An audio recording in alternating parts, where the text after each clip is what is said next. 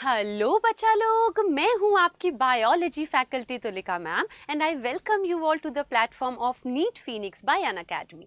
आज 20 मिनट्स में जिस कॉन्सेप्ट का हम खात्मा करने वाले हैं that is difference between HIV positive and AIDS. लोगों को लगता है, बच्चों को लगता है HIV पॉजिटिव होना और एड्स होना एक ही चीज़ है, जबकि ये गलत कॉन्सेप्ट है। There is a difference between being HIV positive and then suffering from AIDS। तो चलिए हम आज इसको देखते हैं। For that सबसे पहले बेटा बहुत लेमैन की लैंग्वेज में मैं आपको समझाती हूँ। जो HIV है उसका फुल फॉर्म क्या है?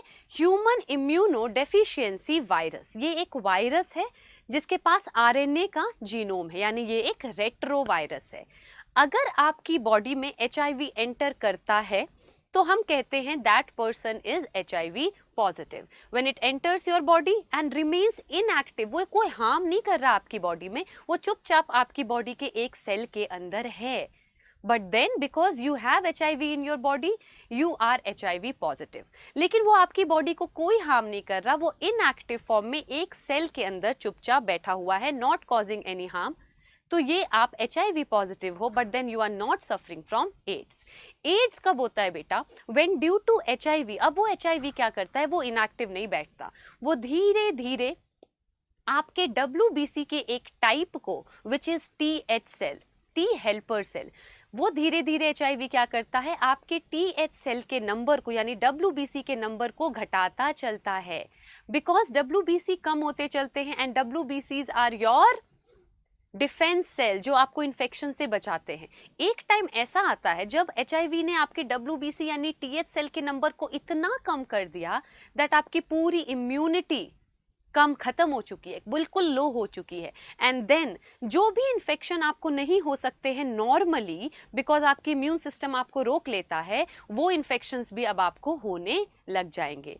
That is AIDS beta, that is AIDS. When due to HIV your TH cell, which is a type of WBC, decreases beyond lowest level and your immunity is severely compromised, उसको हम कहते हैं acquired immunodeficiency syndrome। इसके नाम में ही इसका मतलब है acquired, क्योंकि आप बर्थ से किसी को एड्स नहीं हो सकता, ठीक है। जेनाइटल एड्स नहीं है आपको। कॉन्जेनाइटल मतलब मदर से आप लेके आ सकते हो, बट कोई जेनेटिक डिजीज नहीं है कि पहले से ही लेकर आओगे विदाउट एनी इन्फेक्शन। तो इट इज एक्वायर्ड, आप किसी ना किसी से उसको एक्वायर करते हो। एक्वायर्ड इम्यूनो डेफिशिएंसी, आपकी इम्यून सिस्टम डेफिशिएंट हो जाती है। सिंड्रोम का मतलब है ग्रुप ऑफ सिम्टम्स, यानी बहुत सारे डिजीजेज एक साथ होंगे क्योंकि WBC का नंबर कम हो जाएगा। तो HIV एंटर करेगा, आप HIV पॉजिटिव हो, लेकिन आपको एड्स नहीं है क्योंकि वो इनएक्टिव फॉर्म में, और बहुत टाइम तक कई बार ये इनएक्टिव फॉर्म में रहता है। Might take time from few months up to 5 to 10 years। NCERT क्या बोलती है कि कई बार HIV आपकी बॉडी में विदाउट एनी सिम्टम कॉज किए from few months to up to 5 to 10 years रह सकता है एक सेल के अंदर। Then you will be asymptomatic, you will be having HIV in your body but you are not suffering from AIDS. AIDS तब होगा जब आपके TH सेल का नंबर कम होगा और आपको बहुत सारी बीमारियां होंगी। Syndrome means group of diseases. Why that syndrome is occurring? Because your TH cell WBC number has decrease. Acquire किया, इम्यूनो डेफिशिएंसी हो गई, जिसकी वजह से मल्टीपल बीमारियां हो गई। और अब हम पढ़ रहे हैं, और ये भी याद रखेंगे बेटा, कितना टाइम में सिम्टम आ सकता है, कितने टाइम में एक person HIV positive according to NCERT। अब तो बेटा ये डेटा भी चेंज हो चुका है, अब तो बहुत आगे बढ़ चुका है, but we have to remember according to NCERT कि HIV पॉजिटिव पर्सन को एड्स होने में हो सकता है कुछ महीने ही लगे, और हो सकता है कि 5 से 10 साल भी लग जाए और उसको एड्स ना हो, लेकिन वो HIV पॉजिटिव फिर भी है। अब हम पढ़ेंगे इसकी लाइफ साइकिल। HIV एक रेट्रो वायरस है जो बेटा आपकी बॉडी फ्लूइड से ट्रांसफर होता है, बट सलाइवा से नहीं। अगर किसी XYZ पर्सन को एड्स है और आपने खाना शेयर कर लिया या स्ट्रॉ शेयर कर लिया या स्पून शेयर कर लिया, then you should not be scared कि अब मुझे HIV यानी एड्स या HIV हो जाएगा, HIV का इन्फेक्शन हो जाएगा। नो, सलाइवा से नहीं है, ब्लड से होगा, ठीक है। मेनली तो सबसे ज्यादा ब्लड से होता है। सेक्सुअल इंटरकोर्स से आपका ट्रांसमिट हो जाता है, ठीक है। तो बॉडी फ्लूइड्स में होता है, ये फ्लूइड के थ्रू ये ट्रांसमिट होता है इन्फेक्टेड पर्सन से, ठीक है। ये एचआईवी का बेटा स्ट्रक्चर है। आपको ज़्यादा चीज़ें नहीं करनी है, आपको सिर्फ एनसीईआरटी के हिसाब से याद रखना है। इसके पास इसके पास बेटा 2 आरएनए है। कितने आरएनए हैं? 2 आरएनए है। देखो 2 स्ट्रैंड्स बनाए हैं और 2 एंजाइम्स हैं विच आर रिवर्स ट्रांसक्रिप्टेज। क्या है? रिवर्स ट्रांसक्रिप्टेज, जो आरएनए से डीएनए बना देगा। बाहर के प्रोटीन कोट है, ये GP120 है। GP120 मतलब ग्लाइकोप्रोटीन 120, इसी के थ्रू ये आपके सेल को अटैच करता है। GP120 के थ्रू ही ये आपके सेल को अटैच करता है। तो जैसे ही आपकी बॉडी में HIV आएगा, ये ढूंढेगा GP120 से कौन से सेल की रिसेप्टर मैच कर रहा है। GP120 कौन से सेल के रिसेप्टर को मैच कर रहा है। नाउ GP20 जिस सेल के रिसेप्टर को मैच करता है, वो सेल के रिसेप्टर आपको नहीं करना, CD4+ होता है, आपको नहीं करना। लेकिन हम अभी याद रखेंगे ये 2 सेल को इन्फेक्ट कर सकता है। वन इज मैक्रोफाज, ये एक टाइप का क्या है बेटा? WBC है। और दूसरा क्या है हमारा? TH सेल, ये भी एक टाइप का WBC है। तो ये इन्हीं दोनों सेल के अंदर एंटर कर सकता है। सबसे पहले आपके टिश्यू में क्या रहता है? TH सेल तो बेटा ब्लड में रहता है, लेकिन मैक्रोफाज आपके टिश्यू में रहता है। अगर मैक्रोफाज ब्लड में है, उसी को हम क्या कहते हैं? मोनोसाइट। लेकिन कभी भी कट वगैरह होगा तो सबसे पहले एनकाउंटर तो टिश्यू ही हो जाएगा ना। तो सबसे इजीली एचआईवी को कौन मिल जाएगा? मैक्रोफाज मिल जाएगा। तो ये मैक्रोफाज में एंटर कर जाता है। ये एनसीईआरटी का डायग्राम एक्सप्लेन करूंगी, यहाँ देखते हैं। ये लेट्स सपोज बेटा मैक्रोफाज है। मैक्रोफाज के पास एक रिसेप्टर होता है CD4+, वो आपको करने की जरूरत नहीं है। GP120 से ये CD4+ से अटैच कर जाता है, ठीक है। और अपने दोनों आरएनए को इसने अंदर भेज दिया और दोनों रिवर्स ट्रांसक्रिप्टेज, वो एंजाइम जो आरएनए से डीएनए बना देगा। अब मैक्रोफाज है, ये हमारे बॉडी का मैक्रोफाज में एचआईवी एंटर कर चुका है। So now this person is HIV positive, yet he or she is not suffering from AIDS, क्योंकि कुछ कभी हार्म नहीं हुआ है, एचआईवी पॉजिटिव तो है। सेल में जाने के बाद रिवर्स ट्रांसक्रिप्टेज दोनों आरएनए से डीएनए बना देता है। तो अब ये क्या बन गया बेटा? ये डीएनए बन गया।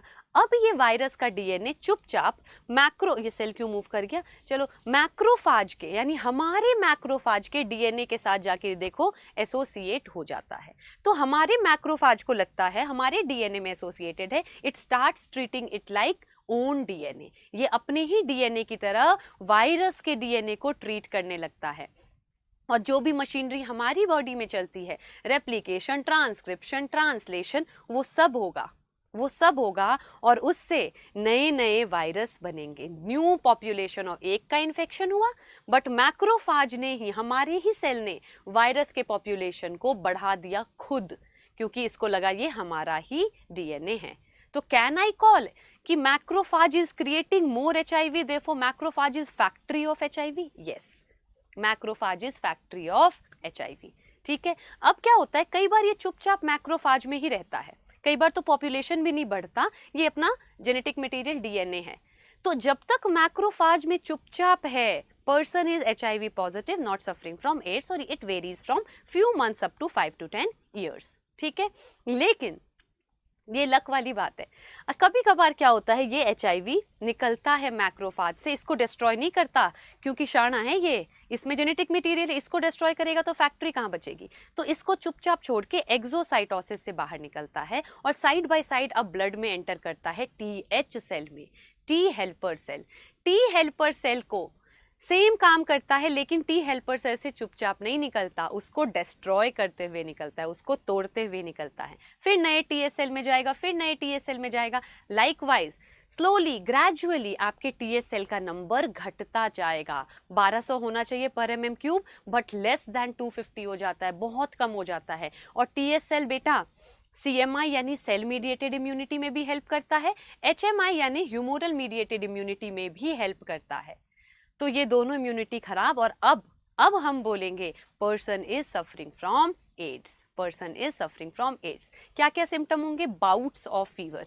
ये बेटा एनसीईआरटी का डायग्राम है, सेम वही चीज यहाँ पे वो बता रहे हैं, सेम वही चीज बता रहे हैं। Now macrophage is factory of HIV, it simultaneously side by side निकल के TH सेल में एंटर करेगा और डिस्ट्रॉय करना स्टार्ट करेगा। बाउट्स ऑफ फीवर, बार बार आपको फीवर होगा, डायरिया होगा, वेट लॉस होगा, ठीक है। और ऐसी बीमारियां जो जनरली नहीं हो सकती क्योंकि हमारी इम्यून सिस्टम स्ट्रांग है, वो भी होनी स्टार्ट हो जाएगी, जैसे माइकोबैक्टीरियम, टॉक्सोप्लाज्मा है तो और भी, बट हम एनसीईआरटी पे कन्फाइन कर रहे हैं। ठीक है, तो कैसे प्रिवेंट कर सकते हैं हम एचआईवी को? बेटा हम एचआईवी को प्रिवेंट करने का सबसे ज्यादा कॉमन मेथड, जो कॉमन वे ऑफ ट्रांसमिशन है, that is sexual intercourse with infected person. So one should always use condoms while having sexual intercourse with unknown person. ठीक है, मल्टीपल पार्टनर को अवॉइड करना है, अननोन से के साथ सेक्सुअल इंटरकोर्स नहीं करना है, कॉन्डम का यूज करना है। ठीक है, ड्रग्स लेते हैं इंट्रावेनसली तो पहली बात तो ड्रग्स नहीं लेने चाहिए, बट उससे भी कई बार ट्रांसमिट हो जाता है, सेम यूज कर लिया। ठीक है, ब्लड बैंक्स तो ऑलरेडी सेफ हैं तो उसमें कुछ नहीं है। एचआईवी का फिलहाल कोई क्योर नहीं है, मतलब क्योर एज इन कंट्रोल काफी हुआ है, लेकिन बॉडी से एलिमिनेट एक बार आ गया, एलिमिनेशन का क्योर नहीं आया है, क्योंकि बेटा ये रेट्रोवायरस है। मैम ने मॉलिक्यूलर बेसिस ऑफ इनहेरिटेंस में पढ़ाया था, retrovirus have faster rate of mutation. 20 minutes तो नहीं हुए ना? Retrovirus have faster rate of mutation. ठीक है, क्लियर है? तो बेटा याद रखना एचआईवी और एड्स में क्या डिफरेंस है। ठीक है, उसके बाद क्योर तो नहीं आया है बट इसका हम प्रिवेंशन कर सकते हैं। प्रिवेंशन वही मैंने बताया, थोड़ा cautious, we have to be cautious, क्योंकि एड्स ऐसी चीज तो नहीं है कि खांसी जुकाम है किसी से किसी को हो गई, so one needs to be cautious about it. ठीक है, मदर से बच्चे को हो सकता है एड्स, लेकिन अब बीमार एक दवाई आ गई है निवारापिन, वो आपको नहीं करना है। नाको है आपका national AIDS control organisation, WHO और NGOs मिलके बहुत सारी चीजें कर रहे हैं एड्स को कंट्रोल करने के लिए। फॉर एग्जाम्पल गवर्नमेंट हॉस्पिटल्स में फ्री में कॉन्डम का डिस्ट्रीब्यूशन कर रहे हैं। वो अलग बात है करप्शन में वो भी उसको बेच आते हैं, बट वैसे गवर्नमेंट हॉस्पिटल में फ्री कॉन्डम का डिस्ट्रीब्यूशन, ब्लड बैंक को सेव किया जा रहा है। आप कभी भी किसी को ब्लड दोगे ना, डोनेट करोगे, आपके पास नेक्स्ट डे मैसेज आएगा, congratulation you are HIV negative. ठीक है, ब्लड बैंक को, फिर आपके प्रोस्टिट्यूशन को वो कर रहा है, ड्रग अब्यूज को बैन किया जा रहा है, मतलब ड्रग्स लेने वाले को। तो ये काफ़ी चीज़ें की जा रही है। डायग्नोसिस कैसे करते हैं बेटा? Diagnostic method of HIV is, diagnosis का क्या है हमारा? अलाइसा, एंजाइम लिंक्ड इम्यूनोसॉर्बेंट एसे, ये तो हम बायोटेक में पढ़ेंगे। आज का कॉन्सेप्ट का खात्मा was AIDS and HIV। Next मुझे कॉमेंट, बेटा देखो थोड़ा सा इंटरेक्टिव बनाते हैं, जो बच्चा सीरियसली आता है देखने, कमेंट सेक्शन में मुझे बताओ, क्योंकि एक बच्चे ने मुझे बोला था counter current, then I brought counter current mechanism. Which topic you want to study concept का खात्मा 20 minutes में? Comment in the comment section. Okay, चलो bye and stay motivated. नमस्ते.